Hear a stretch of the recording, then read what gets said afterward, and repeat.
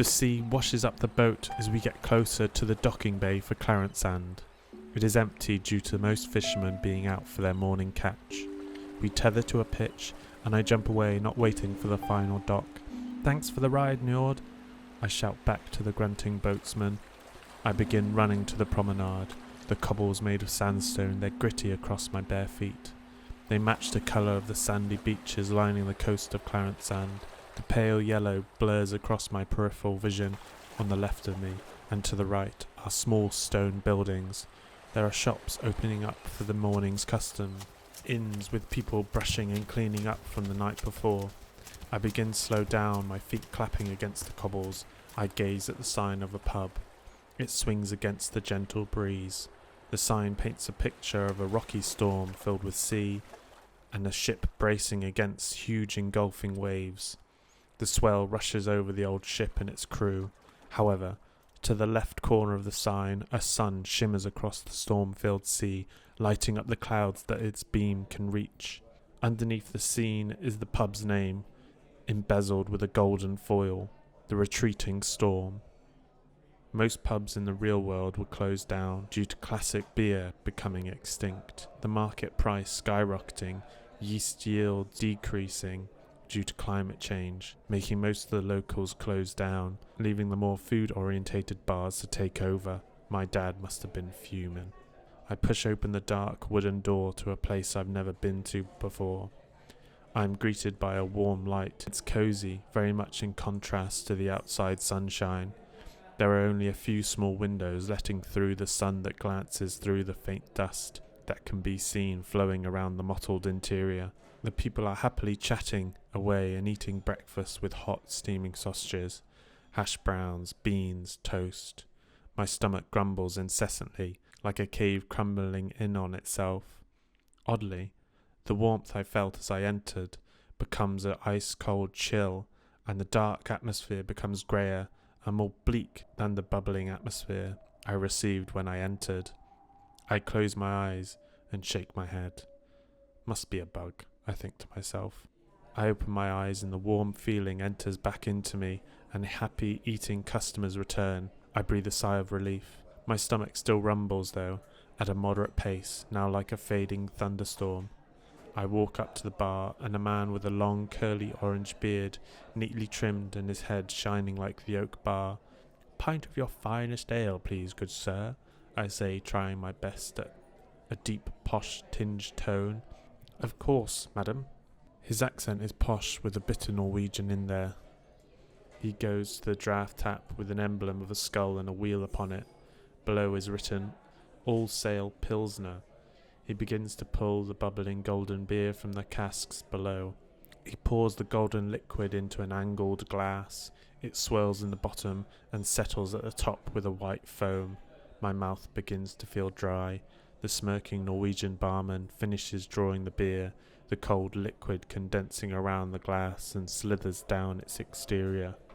"Perfect for a sunny day like today," he says, a slight smile that wrinkles across his face, the inner child showing through his bushy beard. I nod to him like I understand his experiences of a cold beer on a summer day. I take a sip and my face crushes in on itself with the bitterness.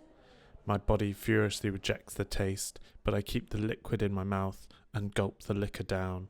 I hold down the urge for my face to contort sideways in horrible different angles. The barman's cheeky smile still remains, so I feel that I have failed trying to hide my hate for the taste. He pulls from underneath the bar a cold glass of water. "Don't worry," he says, leaning closer towards me. "That's between you and me," he says into my ear and grabs the beer that I slam down dramatically onto the bar. I withstand my embarrassment and grab the water and have a large swig of the much welcomed ice-cold liquid. My mouth begins to feel dry, even drier now than before I drank the water. I drop down the glass and lean back on the stool looking stunned. "Are you okay?" the bearded man says. I look up to him. His beard is gone, white, and it begins to slowly coil and morph into a hair. Its eyes open, staring out at me, a great fear crashing into me. My heart sinks and I feel a blistering chill hit me in the pit of my stomach. I shoot up to my feet, staring at the hair that coils around the man's beard like a snake, wrapping its way into its nest. I look around the pub. The pub is silent and eerie.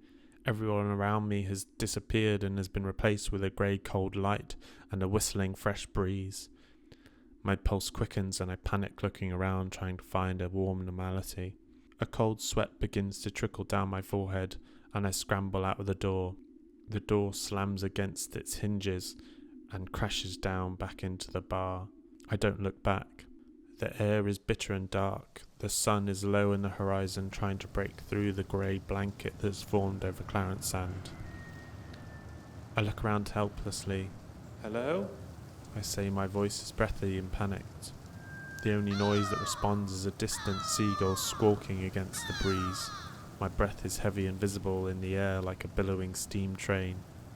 I look behind me and see the sky beginning to form a storm cloud and a blizzard below crumbling down onto the cobbles in the shops. It marches towards me. I stumble to the left. "Hello? Anyone help?" I shout out to the silence as the first few flakes fall around me. "Staff, help me, I want out." I begin shouting out into the silence, except from a seagull that caws back close and loud. I look behind me and see the seagull following me, batting its wings against the blustering wind. The squawking begins to mould and shift. It becomes more than just a squawk. Kotka! It begins to resemble letters. I stop and look at the seagull, confused and defeated with nowhere to run.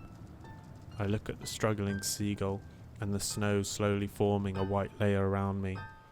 Kotka! The seagull stops flying and begins walking towards me against the yellow sandstone, its orange feet clapping against the bumpy grains.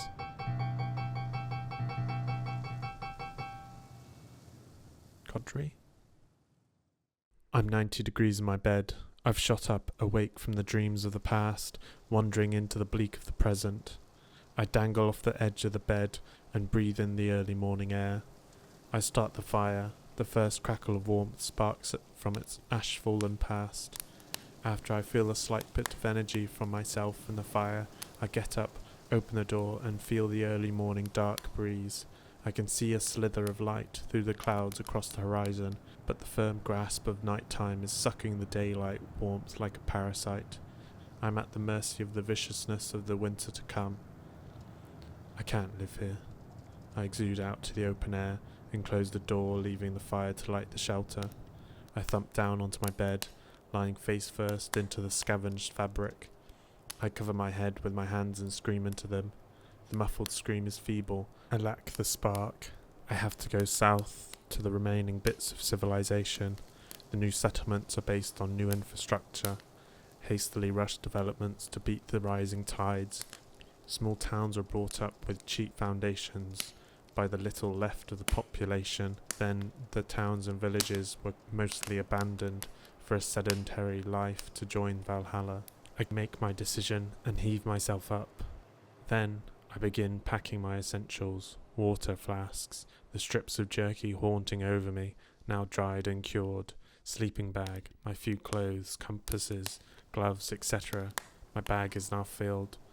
I put on my hiking boots, tattered and worn away from my daily expeditions. I grab my gun and knife, putting them on my waist, ready to grasp at any time. I open the door. A quick breeze grasps me, stinging my face like a wasp. I brace my scarf towards my face, curing the sting. Behind me, the fire extinguishes. I look back at the dark pit that I've been living in for 3 years. It's a crumbling shell, constantly battered by the storming rain of the summer and the horrid blizzards that erode the wood. I take a deep breath and brace myself for a long walk south, away from the dangerous land I have lived in. I take my first steps out onto the snow. Kodri? The calling of my mother whispers through my ears. I can see her eyes moving. "Nurse, nurse, she's coming around," my mum shouts. I feel a soft pillow on the back of my head coming to the front of my mind. It holds me delicately. I open my eyes to a fluorescent light covering the room. I see my mum leaning over me, her black frizzy hair dangling over the bed. She gives a large exhale and a smile climbs upon her face. Her eyes are red. Oh, Kodri, you had me so scared. She puts her hand on my forearm and begins massaging it, a far cry away from the sharp grip of Mr. Enthusiastic. Where am I? I say in a croak and a whisper. You're at the Clear Recovery Hospital. They... My mum begins to carry on but stammers and stutters as a tear begins to form. They said you collapsed in Valhalla. You started to go into shock. She wipes her eyes with her long-sleeved black jumper. I begin to push up with my forearms. I'm weak and exhausted.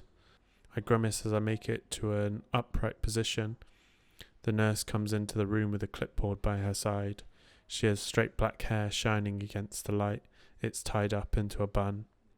She strides into the room with a stern face, her mind focused and determined. How are you feeling, Miss Robinson? She asks me, marching straight towards the vitals machine and jotting down notes on the clipboard. I'm incredibly weak and disorientated. That's very normal. Checking your vitals. You are very healthy. You just need some rest. She looks like she's about to leave. My head's still spinning. But, I say, still trying to rack my brain of what to say next. But how did this happen? I question her. She stops and looks down slightly. We don't know. Her voice is downtrodden and a bit ashamed. Her body follows her face to the floor. There are still tests to be done yet. She sighs as she finishes that sentence. Then something switches in her. The second her sigh is finished, she stands up straight again and looks at my mum. Have you spoken to her? She says. My mum has her head bowed like the nurse did and shakes her head with her face frowning. No, I'll get to it, my mum says under her breath. I look over to my mum, my mouth slightly agape. Well, it's nice to see you back up again, Kodri, the nurse says, trying to bring a bit of positivity into the conversation. I look over to her. She's forcing a small smile on her face. If you need anything, just press the alarm button on the controller on the side of your bed. But looks like all you need is rest. Her smile becomes more genuine and her eyes turn warm and welcoming.